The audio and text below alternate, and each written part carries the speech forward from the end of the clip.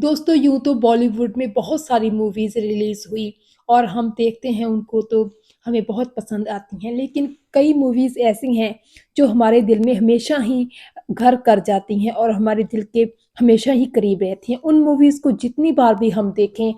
कभी भी उनसे मन नहीं भरता बल्कि और गहरी अटैचमेंट होती है और बार-बार देखने को दिल करता है। बहरहाल आज मैं आपसे बात करूँगी एक ऐसी मूवी की जो मेरे दिल के बहुत करीब है और मुझे लगता है कि आपने भी टेलीविज़न पर वो मूवी ज़रूर देखी होगी और आपके भी दिल के वो बहुत करीब होगी। मैं बात कर रही हूँ एक ऐसी फ़िल्म की जो कि 1986 में रिलीज़ हुई थी और इस फ़िल्म ने कमाल कर दिया था। राजेश खन्ना और समिता पाटेल के अ, स्टार्स कास्ट में सजी ये फ़िल्म ऐसी फ़िल्म है जो कि हर भारतीय दर्शक की आँख नम कर देती है क्योंकि भारतीय सभ्यता, भारतीय कल्चर भी इस फ़िल्म में दिखाया गया है और कहीं न कहीं जो परिवार में बुज़ुर्गों के साथ होता है, वो भी इस फ़िल्म में दिखाया गया है। दरअसल ये फ़िल्म अमृत जो कि बहुत ही खूबसूरत फ़िल्म है, राजेश खन्ना और समिता पाटेल की खूबसूरत एक्टिंग के साथ सजी हुई ये फ़िल्म इतनी ज़्यादा करीब है दिलों के कि हर दर्शक इसे पसंद किए बिना रह ही नहीं सकता। दरअसल ये फ़िल्म समिता पाटेल की और राजेश खन्ना की ज़िंदगी पर आधारित है, जो दोनों एक ही प्रॉब्लम जो है फ़ेस कर रहे होते हैं। एक तरफ तो समिता पाटेल कमला जो कि एक विधवा हैं, वो अपने बेटे के साथ रहती हैं और उनकी एक पोती है, लेकिन उनकी बहू का व्यवहार उनके प्रति बिल्कुल भी अच्छा नहीं होता है और उनको बहुत ज़्यादा टॉर्चर का सामना करना पड़ता है। वो घर का सारा काम करती हैं, फिर भी उनको बहुत ही ज़्यादा टॉर्चर किया जाता है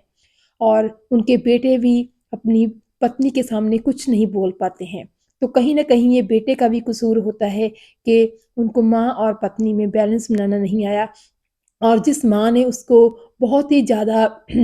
कुर्बानी से, बहुत ही ज़्यादा लाड से पाला होता है, उस माँ को वो अपनी पत्नी के लिए छोड़ तक देता है। तो फ़िल्म में एक सीन होता है जिसमें अम, जो है शमिता पाटेल के पति के साथ समिता पाटेल को कहीं जाना होता है, तभी उनके बेटे के चोट लग जाती है, तो समिता पाटेल वो अपना प्लान कैंसल कर देती हैं और अपने पति के साथ पति को कहती हैं कि वो अकेले ही चले जाएँ, वो अपने बेटे को छोड़कर कैसे जा सकती हैं और उसके बाद जब उनका बेटा बड़ा हो जाता है और एक बार समिता पाटेल को काफ़ी गहरी चोट लगती है, तो वो जब घर पे पड़ी होती हैं, तो उनका बेटा अपनी फैमिली के साथ घूमने के लिए कहीं बाहर जा रहा होता है। तो उस टाइम पे उनको याद आता है कि कैसे अपने बेटे की खातिर उन्होंने अपना जाने का प्लान कैंसल कर दिया था, लेकिन आज माँ के चोट लगी है, माँ के पैर पर सेम बस वैसे ही चोट लगी है जैसे बेटे के लगी थी, लेकिन बेटे को कोई परवाह नहीं। तो बहुत ही संजीदा एक्टिंग की है समिता पाटेल ने इस फ़िल्म में, क्योंकि समिता पाटेल तो है ही एक बहुत ज़्यादा उम्दा कलाकार थी, उनकी एक्टिंग का हर पक्ष महत्वपूर्ण है जो है फ़िल्मी दर्शकों को बहुत पसंद आता है, लेकिन ये फ़िल्म तो इतनी ज़्यादा मतलब उन्होंने इस फ़िल्म में इतनी ज़्यादा उम्दा एक्टिंग की है, कोई कह नहीं सकता कि ये अभिनेत्री इतनी ज़्यादा कम उम्र की हैं, लेकिन एक विधवा का एक जो है बुज़ुर्ग विधवा का किरदार उन्होंने इतनी बाखूबी से निभाया है और उनके चेहरे पर जो दर्द, जो थकावट क्योंकि उनकी जो है बहू उनसे काम करवाती हैं, बहुत ज़्यादा काम करवाती हैं, लेबरर की तरह उनसे काम करवाती हैं, लेकिन फिर भी उनको ये श्रेय नहीं दिया जाता। वो थकावट उनके चेहरे पर साफ-साफ नज़र आती है और इसी तरह ही राजेश खन्ना भी सेम प्रॉब्लम का सामना करते होते हैं, लेकिन थोड़ा-सा वो एक ज़िंदा दिल तरह के इंसान हैं, जिसके बाहर भी बहुत सारे दोस्त हैं। एक उनका दोस्त है जो भूमिका निभाई है शफ़ी इनामदार ने, वो उनका नाम होता है शराफ़त अली, उनकी पत्नी बनी होती हैं अरुणा ईरानी, उनके घर कोई बच्चा नहीं होता। शफ़ी ईमानदार इस फ़िल्म में शराफ़त अली एक वकील बने होते हैं, एक ऐसे वकील जिसको कोई केस नहीं आता, जिसके घर में फाँके पड़े होते हैं, जो गरीबी से जूझ रहा होता है, लेकिन फिर भी उनके दिल हैं जो वो बहुत बड़े होते हैं। और फ़िल्म में एक सीन है जहाँ पे अमृत यानी कि राजेश खन्ना जब शफ़ी इनामदार यानी कि शराफ़त अली के घर पे आता है और वो शराफ़त अली से कहता है कि आज तुम्हारे घर की चाय पीनी है, तो तब उनके घर में दूध नहीं होता है, लेकिन फिर अरुणा ईरानी आकर कहती हैं कि कोई बात नहीं, अगर दूध नहीं है आज दूध के बिना दूध वाली चाय तो बन ही सकती है ना। तो इस तरह यही इस बात से शो होता है कि कैसे अगर इंसान का दिल साफ़ है, तो किसी बात का कोई फ़र्क नहीं पड़ता कि आपके घर में क्या है, क्या नहीं है, आपका घर कैसा है। आपकी भावनाएँ सच्ची होनी चाहिए और किसी के लिए प्यार होना चाहिए। तो बहुत ही ज़्यादा ये बेहतरीन फ़िल्म है। इस फ़िल्म में ही बाद में दिखाया गया है कि कैसे जब बहुत ही ज़्यादा बुरी हालत हो जाती है समिता पाटेल की, उनको टीबी हो जाता है और किस तरह दोनों जो हैं अमृत और राजेश खन्ना और समिता पाटेल अपने जो है ग्रैंड चिल्ड्रन की वजह से जो कि एक ही स्कूल में पढ़ते हैं, उनकी वजह से एक-दूसरे को जानने लगते हैं। जब समिता पाटेल को टीबी हो जाता है तो किस तरह राजेश खन्ना खुद लेबर करके उनकी पूरी दवाइयों का, उनकी मेडिसिन का जुगाड़ करते हैं और उनको बिल्कुल ठीक करते हैं। जो है शराफ़त अली वो भी उनका साथ देते हैं। तो बहुत ही प्यारी-सी फ़िल्म है, जो कि यही संदेश देती है एक तरह का कि बहुत लोग ये सोचते हैं कि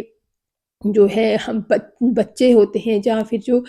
असली खून होता है, असली बच्चे होते हैं, जो हमारे खून के रिश्ते होते हैं, वही हमारे लिए सब कुछ होते हैं और कुछ नहीं। लेकिन ऐसा नहीं है। इस फ़िल्म में ये भी द दिखाया गया है कि कैसे कई बार वो लोग भी हमारे काम आते हैं, जो कि ज़िंदगी में हमारे कुछ नहीं लगते हैं, अजनबी होते हैं हमारे लिए, लेकिन वो क्योंकि उनका दर्द सेम होता है, वो ह्यूमैनिटी समझते हैं, मानवता की भावना समझते हैं और वो अच्छे लोग होते हैं और वो किस तरह एक-दूसरे के काम आते हैं। तो बहुत ही ज़्यादा जो है सेंसिटिव फ़िल्म है। फ़िल्म का हर एक सीन कुछ न कुछ कहता है और बहुत ही अच्छी तरह से इस फ़िल्म को बनाया गया है। इस फ़िल्म की एक और ख़ास बात ये भी है कि इस फ़िल्म के गाने बहुत खूबसूरत हैं। इस फ़िल्म का एक गाना है जो कि मोहम्मद अज़ीज़ और अनुराधा पौंडवाल ने गाया था। वो गाना है कि दुनिया में कितना गम है, मेरा गम कितना कम है, दुनिया का गम देखा तो मैं अपना गम भूल गया।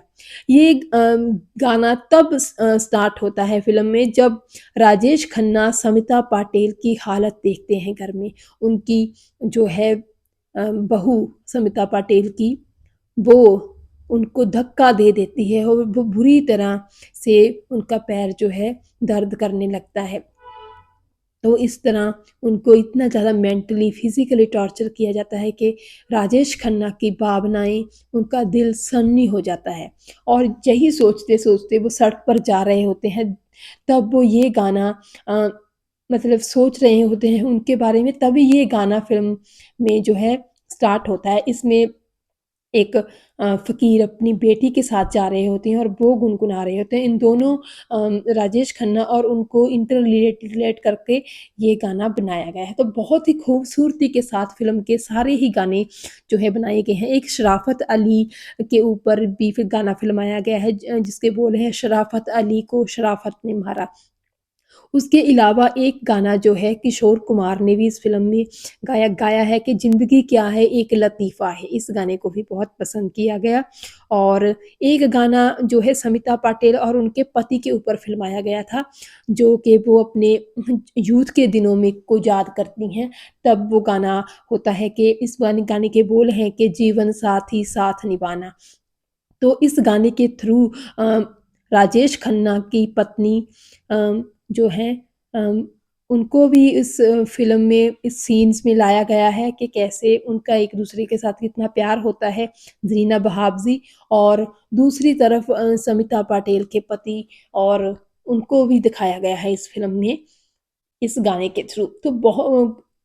बेहतरीन फ़िल्म है ये, बहुत ही ज़्यादा सेंसिटिव फ़िल्म है। इस फ़िल्म को बनाया था मोहन कुमार ने और अगर इस फ़िल्म के गानों की बात करें तो आनंद बख्शी और लक्ष्मीकांत प्यारेलाल जी ने बहुत ही खूबसूरती के साथ ये गाने बनाए हैं। फ़िल्म 1986 में रिलीज़ हुई थी और बेहतरीन फ़िल्म कही जा सकती है। राजेश खन्ना की एक्टिंग बहुत ही उम्दा है।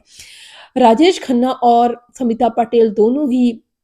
कमाल के कलाकार थे और दोनों की ऑन स्क्रीन केमिस्ट्री कमाल की है इस फ़िल्म में। फ़िल्म का हर एक सीन देखने लायक है और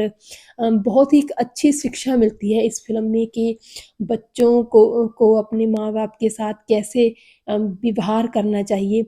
हालाँकि इस फ़िल्म में के जैसा ही विषय एक और फ़िल्म जो कि आई थी भाग-बाँ उस फ़िल्म में भी लिया गया था, लेकिन उस फ़िल्म में दिखाया गया था कि कैसे बच्चे अपने माँ-बाप को फ़िज़िकली नहीं मेंटली टॉर्चर करते हैं। लेकिन इस फ़िल्म में तो बहुत ही एक्सेस है यानी कि बहुत ही बुरी तरह से माँ-बाप के साथ ट्रीट किया जाता है, वो फ़िल्म में दिखाया गया है। तो ये जनरेशंस का भी फ़र्क हो सकता है। बहरहाल अगर आपने ये फ़िल्म देखी है और आपको ये फ़िल्म कैसी लगी, कमेंट सेक्शन में ज़रूर बताइएगा।